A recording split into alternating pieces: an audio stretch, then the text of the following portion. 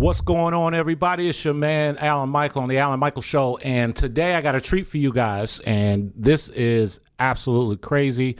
She is a member of our Platinum Media Concepts family. She has her own show. It's called Chanel's 3 Cents. And she's sitting in on my show today so that we can talk a little bit about some things that are happening now that I think is important. But Chanel, why don't you tell the people about your show, who you are, what you do? You know what I'm saying? Okay. Happy to do that. And thank you so much for allowing me to be on your illustrious Alan Michael Show. It is very illustrious. That's right. That's what it is. All right, go ahead. I'm sorry. I'm just hoping I can be as successful. Chanel's 3 Cents is a podcast that talks about all things healthy individuals, healthy relationships, and all things sarcasm and fun. Mm-hmm. Definitely going to bring a lot of information and knowledge to the people in 3 primary areas. First focus will be the area of health. Second focus will be finance. And the third will be relationships. Wow. Okay. So these are all things that all families, and frankly, everybody could benefit from, because, you know, if you got to wait to that second paycheck in the month to really do what you want to do, you messing up with finances, right? Absolutely. You know where your money's going. We want to know what's in your wallet. Yeah, and especially because we look at things from a preventative approach. How can you prevent these negative things from happening? So not only are we going to talk about these things, but I'm also going to bring guests on. We're going to put up visuals, also send information or resources for other people's websites and information so that you can figure out, how can I make sure that I'm making better financial choices? Wow. How can I make sure that I'm moving out of this particular neighborhood and going into another neighborhood, making sure my kids are in a good school, making sure that I'm going to the appropriate doctors when I need to be, that I have the right health package to make those decisions for my body. So making sure we do all things that can prevent you getting into some of the negative things that we talk about. We got to talk about the district attorney not pursuing federal civil rights charges against the police officers responsible for the murder of Eric Garner. And so we need to talk about this in the context of our family. We need to talk about this in the context of, what does this look like? How do you answer these questions for our children? Mm-hmm. And the emotion behind consistently seeing wrong being done to us by the people that's supposed to protect us, and them consistently not being held accountable. So what are your thoughts about that there will be no federal civil rights charges against the police officer who murdered Eric Garner? Well, I have many, and I'm glad you asked.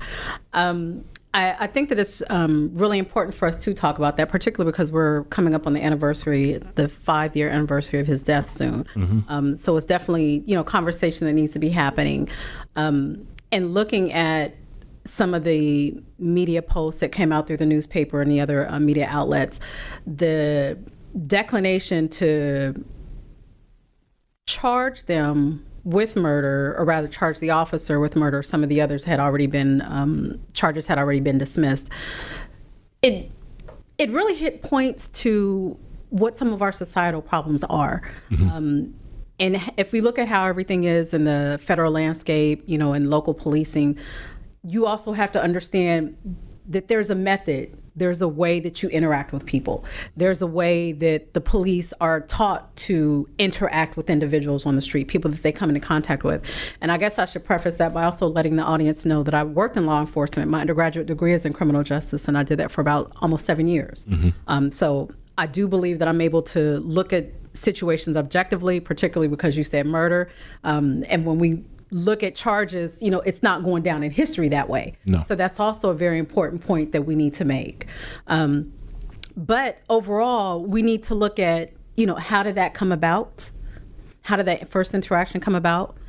How we can prevent other young men and women possibly getting into situations with law enforcement, mm-hmm. How we can teach our kids this is how you interact with people in authority, not just police officers and law enforcement, but, the same extends to our schools. Are we paying attention to how our children are acting in school? Mm-hmm. Are they paying attention to the authority figures? Right. When they go on a visit at grandma's house, are they listening to what grandma says? Oh yeah, because grandma will fuck you up. And I can't even defend it because she will fuck me up too. So it's like, you can go over to act. Be that type of grandma too. You could come over the house acting an asshole if you want to. It ain't gonna work out the way you think it is. But anyway, so but if I could add on to that, I believe that there is the onus is on the authority to be above the fray as it pertains to what changes need to happen to balance the scales, right?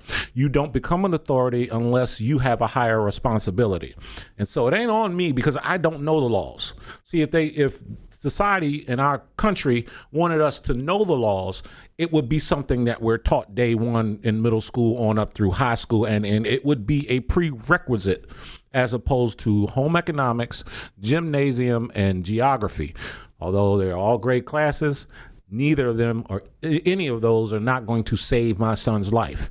That's true. That's true. And on that note, I would like to give a shout out to a lot of the communities across the U.S. that are starting to teach these classes about, local law, community laws, business laws, and things like that. Because, again, we need to take that upon ourselves to do that. I wholeheartely agree that it's up to law enforcement. They're the ones that are trained in how to interact. They're the ones that are trained in, use of force and or how to avert it as such. A lot of that verbal judo, learning how to talk, de-escalate a situation. I like that. I'm get a cup. Watching the video, I didn't see a lot of that. Did you say verbal judo? Verbal judo. You know how to do it? Instructor. Yes, I was. Okay, so I got a wife at home that I need you to teach me how to. I've actually been teaching her to do the opposite. No.